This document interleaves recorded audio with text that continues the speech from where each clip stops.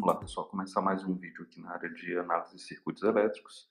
Vamos usar por base esse livro de Fundamentos de Análise de Circuitos Elétricos do Johnson. O que eu tenho aqui é essa quarta edição. E nós vamos atacar hoje um problema do capítulo 12. Tá?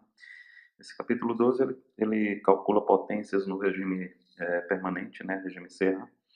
E a ideia da gente é atacar esse exercício, que é o exercício 12.21, ok? Então, a ideia é essa.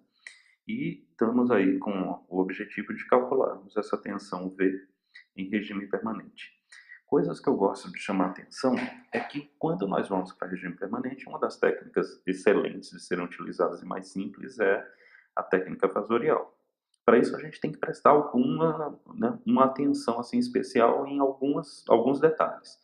O primeiro detalhe é observar que as duas fontes independentes que eu tenho, uma de corrente, outra de tensão, elas têm frequências angulares diferentes. Essa daqui tem 2 radianos por segundo, e essa daqui tem 4 radianos por segundo.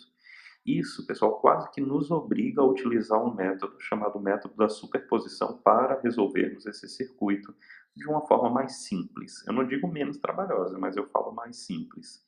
A ideia aqui vai ser o quê? Bom, a ideia vai ser o seguinte: tratar uma dessas fontes independentes por vez. Então, nesse caso, eu escolhi fazer o seguinte: eliminar essa fonte de tensão de início e trabalhar somente com a fonte de corrente, prestando bem atenção no formato em que essa fonte de corrente traz, né? Ela é apresentada. Normalmente é o seguinte: então, é um I na dependência do tempo de um valor de pico vezes uma função trigonométrica, aqui no caso um cosseno, frequência angular vezes o tempo, mais uma fase inicial. Eu estou chamando aqui de φ.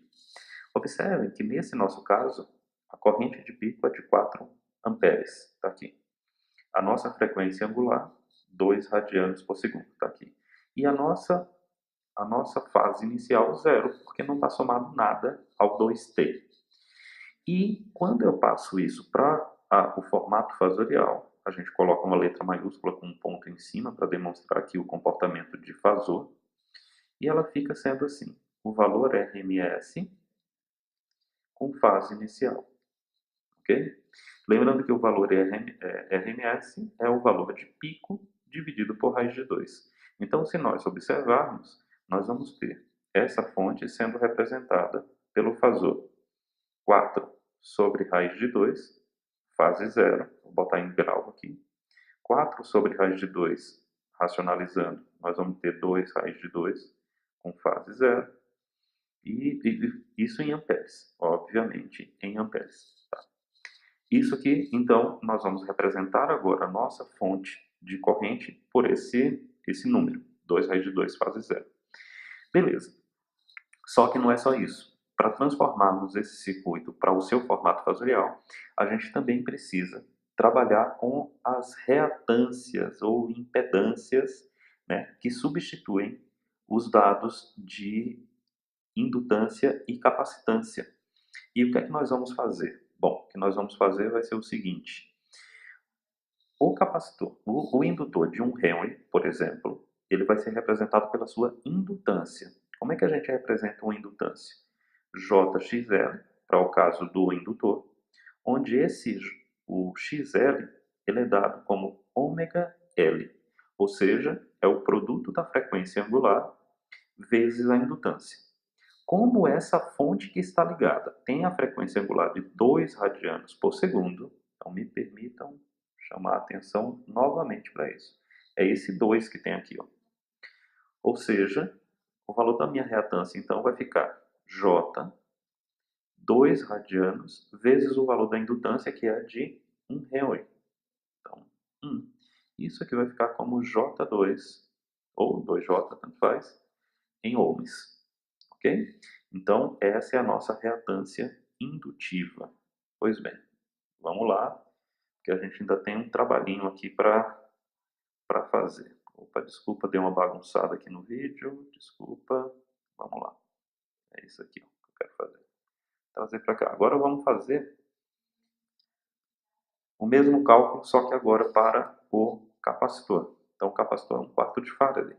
Como é que a gente calcula? menos J, xc, onde xc é 1 sobre ômega c. Ora, o ômega é 2 radianos por segundo e o c, nesse caso, é 1/4 de Faraday. Então, isso aqui vai ficar menos J, 1 sobre 2, que multiplica 1/4. Fazendo uma conta muito rápida, nós vamos obter que isso aqui é igual a menos J2 ohms. Então, esse vai ser o valor para substituir no lugar do capacitor, quando a gente transformar esse circuito para o seu modelo fasorial. Ora, então o que é que a gente já fez aqui? Já modificamos o formato de apresentação da fonte de corrente, já modificamos o valor, trazendo para a reatância os valores da indutância e da capacitância. E o que faremos com o valor da resistência? Nada, porque a resistência é inerte à frequência, portanto, não vamos fazer nada. Agora, e essa fonte de tensão que a gente desprezou? Como ela é uma fonte de tensão, o que nós vamos fazer é curto-circuitá-la, certo? Por quê?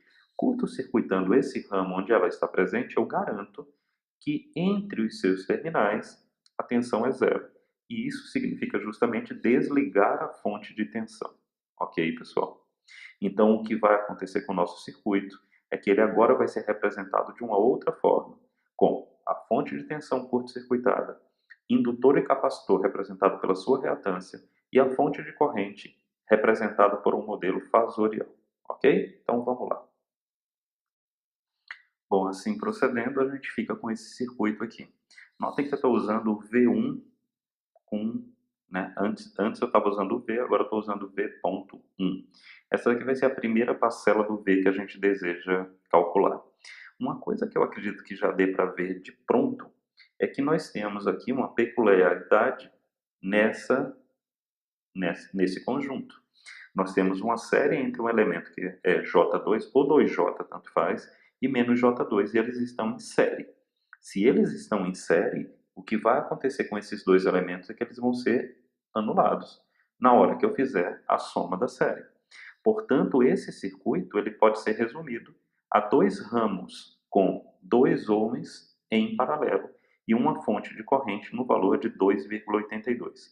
E aí a coisa fica muito fácil, pelo seguinte. Nós podemos diminuir esse circuito e calcular da seguinte forma, né? Eu tenho aqui a fonte de corrente e 2 resistores de 2 ohms com a primeira parcela de V que eu desejo calcular, cujo valor da fonte de corrente, botei aqui 2,82 porque é a mesma coisa que 2 raiz de 2, né? Aproximando raiz de 2 aí para 1,41, ok?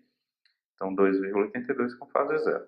Ora, se a gente utilizar um divisor de corrente, a gente vai chegar à conclusão óbvia, né, de que nesse ramo passa metade do valor dessa fonte de corrente, ou seja, 1,41 com fase zero. E a tensão V1, então, é o produto da corrente de 1,41 fase zero vezes o valor da resistência 2. Então, 2,82 fase zero em volts, porque é tensão, ok? Um cuidado que a gente tem que ter, como a gente já reparou que o circuito original, as fontes têm frequências diferentes, é já utilizarmos o formato instantâneo para essa tensão. Como é que eu vou fazer isso? Bom, eu vou pegar, já vou tirar o ponto de cima, vou representar de forma trigonométrica. Vou pegar o valor RMS que eu obtive, 2,82, mesma coisa que 2 vezes raiz de 2. Vou dividir por 2, vou multiplicar por raiz de 2 esse valor, porque eu estou saindo do valor RMS para o valor de pico. Então, eu vou pegar 2,82 e multiplicar por raiz de 2, certo? Ora, 2,82 é 2 raiz de 2. Vezes raiz de 2, isso vai dar 4. A função trigonométrica utilizada é cosseno, a frequência angular da fonte é 2 radianos por segundo, e a a fase inicial dessa tensão é zero, portanto eu posso deixar que essa tensão seja representada dessa forma. Então, a primeira parcela de V, lembrando que V é a tensão em cima do resistor de 2 ohms, a primeira parcela de V tem essa expressão aqui, V igual a 4 cosseno de 2t, beleza? Agora vamos fazer o mesmo raciocínio, só que para a fonte de tensão. Então vamos lá. Voltamos aqui para o circuito original e os cuidados que eu vou ter que ter. Como eu quero zerar a fonte de corrente, eu tenho que abrir esses ramos. Então, no caso da fonte de tensão, curto-circuito. Desculpa. No caso da fonte de corrente, abro o circuito, ok? Outro cuidado. Nesse caso aqui, eu tenho uma frequência angular de 4 radianos por segundo. Então, o que é que eu tenho que fazer? Recalcular as reatâncias para essa frequência angular. Lembrando, pessoal, JXL. J, ômega, nesse caso 4. O L é 1 Henry. Eu vou ficar com J4 em ohms. Ok? Então, eu vou substituir o 1 Henry por J4. Tudo bem? No caso do capacitor, menos JXC. Então, menos J, 1 sobre ômega C. Menos J, 1 sobre, o ômega é 4, a capacitância 1 quarto, isso aqui vai dar menos J. Então, ó, menos J. Os resistores eu não vou fazer absolutamente nada com eles, porque como eu falei antes, e vocês devem saber, eles são inertes ao efeito da frequência. Porém, o formato da fonte é importante a gente mexer. Lembre, aqui a gente tem essa fonte de tensão aqui, ó, eu estou trabalhando essa fonte de tensão, vou chamar aqui VG de T, ela está assim, né? Valor de pico, 10, cosseno de ômega mais φ0, como não aparece, eu já jogo um zero, tudo isso em volts, obviamente. Como é que eu transformo, então, para VG no domínio fasorial? Eu pego o valor de pico, 10, divido por raiz de 2. Eu já costumo fazer a racionalização. Então, eu já multiplico por raiz de 2 em cima e embaixo. Nós vamos chegar à conclusão que isso aqui vai dar 5 raiz de 2, chavinha, fase zero, isso em volts. 5 vezes raiz de 2, aproximadamente 7,07. 7,07 fase zero, isso aqui em volt. Ou seja, nós vamos ter que modificar esse circuito, substituindo tudo isso no circuito. Vamos ver como é que fica. Então, o circuito ele vai ficar dessa forma. E dá para observar, acredito eu, que de maneira muito simples, que a tensão V2, que eu estou chamando V.2, porque está no formato fasorial, por isso tem que levar o ponto, tem que estar em letra maiúscula. E eu estou chamando V2 porque é a segunda parcela daquela tensão que a gente deseja calcular. Ok? Beleza. Esse V2 ele é parte da tensão que está alimentando o circuito. Portanto, eu vou utilizar aqui a técnica de divisor de tensão de uma forma muito simples. Então, o nosso V2 aqui,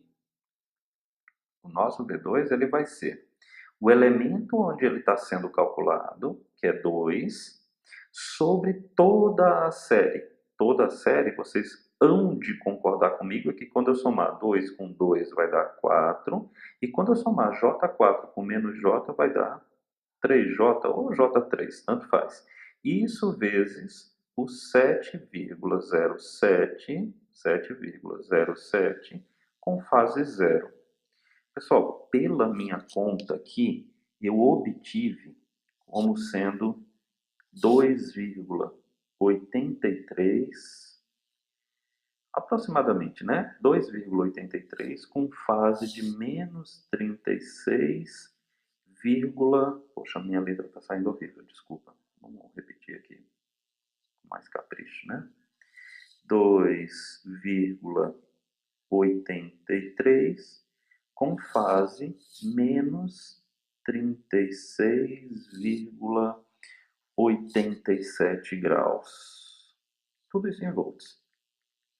Beleza. Só que a gente tem que tomar aquele cuidado que eu citei para a primeira parcela. Nós temos que escrever isso no formato trigonométrico ou instantâneo. Então, V2 no domínio do tempo vai ser igual ao seu valor de pico. Então, lembra, eu tenho que pegar o valor RMS.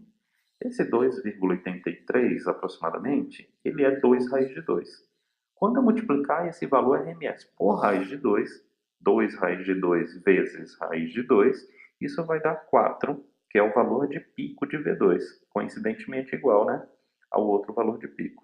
Cosseno de, cosseno de 4t, porque o ômega da gente para esse circuito é 4 radianes por segundo, menos 36,87 graus. Isso em volts. Ok? Então, o que é que acontece, pessoal? O que acontece é que o V final, então o nosso V final, né, o V de T, ele é a soma de V1 de T mais V2 de T. Ou seja, se nós nos recordarmos aqui, a gente vai ter cosseno, 4 cosseno de 2t mais 4 cosseno de 4t menos 36,87 graus. Isso tudo em volts, obviamente. Então, ó, nós temos essa onda, não é? Eu fiz uma simulação de como é que ficaria esse formato. Então, me permitam aqui, eu fui atrás de um simulador que eu rodo no próprio iPad e simulei esse circuito, que é o circuito que a gente tem. Vocês vejam que as fontes aí estão representadas não pelos seus valores de pico, mas elas estão representadas pelas frequências, né? E aí em hertz, para poder dar os 2 radianes por segundo e por 4 radianes por segundo. E uma vez que eu quis calcular a tensão exatamente em cima do resistor de 2 ohms, eu obtive o seguinte gráfico. Isso eu congelei a tela e tal, e eu obtive esse gráfico aqui. Então, o somatório de senoides, eles aparecem gráficos que são realmente nesse formato, né? Porque cada senoide aí tem a sua frequência. Então, o que é que acontece? A gente vê que é uma onda periódica, isso eu congelei só parte da imagem, obviamente, mas a gente vê que o período ele vai daqui até aqui, tá, pessoal? Ele tem esse formatão aí para que a gente calculasse a questão de se a gente quiser calcular potência, se a gente quiser calcular energia e tal, a gente tem esse formato de onda aí, com esse período e tal. Eu não vou entrar muito no detalhe disso, porque eu quis realmente chegar simplesmente à expressão da tensão em cima do resistor de 2 ohms. Bom, a curva é estranha mesmo, mas são curvas que são características de somas de senoides. Senoides essas com frequências diferentes, com fases diferentes, fases iniciais diferentes, e por aí vai. Ok, pessoal? Então, espero ter ajudado com esse exercício aí. Fica a lição de que fontes com frequências angulares diferentes, o ideal é a gente fazer por superposição, apesar de dar um pouco mais de trabalho, porque tem que redesenhar circuitos, os cálculos ficam muito mais simples. Ok? Espero ter ajudado. Forte abraço a vocês todos e até o próximo vídeo. Valeu, forte abraço.